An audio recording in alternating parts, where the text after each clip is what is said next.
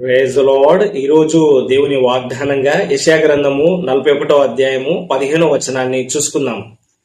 పదును గల కొత్తదైన నురిపిడి మ్రానుగా నిన్ను నియమించి ఉన్నాను.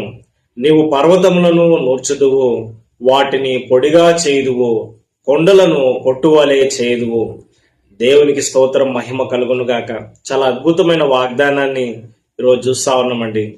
ఈ వాగ్దాన ప్రకారం దేవుడు మీ అందరిని దీవించి మరి తన సేవలో వాడుకొని మీకున్న సమస్యలన్నింటినీ మీరు అధిగమించి పైవారిగా మీరు ఉందురుగాక. ఆమేన్.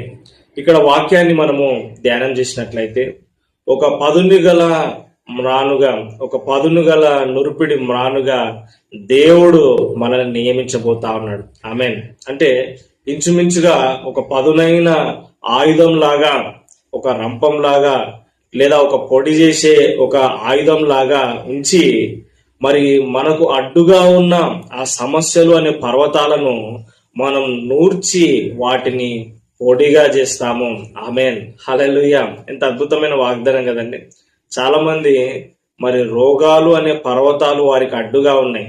చాలా మంది అప్పులు అనే పర్వతాలు వారికి అడ్డుగా ఉన్నాయి. దాన్ని బట్టి ఈ పర్వతం ఎప్పుడు ఎత్తిపడుతుందా, ఈ పర్వతం తొలగిపోతే బాగుండు, ఈ సమస్య తొలగిపోతే బాగుండు, కొన్ని ఇబ్బందులు చెప్పుకోలేనివి కూడా వారికి పర్వతాల్లాగా ఉన్నాయి కదండి. మరి యేసుక్రీస్తు ప్రభువారు కూడా చెప్పినారు కదా, మీకు ఆవగింజంత విశ్వాసం ఉంది నేడలా ఈ పర్వతమును నీవు ఎత్తబడి సముద్రంలో పడవేయబడుదుగా కానీ చెప్పి నువ్వు హృదయంలో సందేహింపకుండా నేడలా అలాగూ జరుగుతుందని ప్రభు చెప్పినట్లు, నీవు విశ్వాసంతో దేవుని మాటలను నీవు పలికినప్పుడు దేవుని హృదయం, దేవుని యొక్క వాక్యంను నీవు హృదయంలో ఉంచుకొని ఆ విధంగా దేవుని యొక్క వాగ్దానం నీ నోటి ద్వారా మాట్లాడినప్పుడు అలాంటి కార్యాలు కూడా నీవు చూస్తావు. ఆమేన్ కదండి.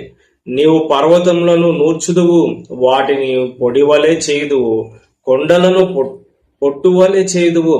దేవునికి స్తోత్రం, మహిమ కలుగును గాక కదండి.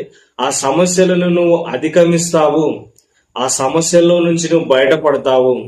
నీకు అడ్డుగా ఉన్న ఆ కొండలను దేవుడు తొలగిస్తాడు. హల్లెలూయా.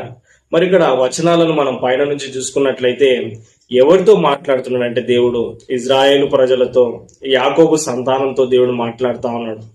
పురుగు వంటి యాకోబు, స్వల్పజనమగు ఇజ్రాయేలు, భయపడకుడి, నేను నీకు సహాయం చేయుచున్నాను అని యెహోవా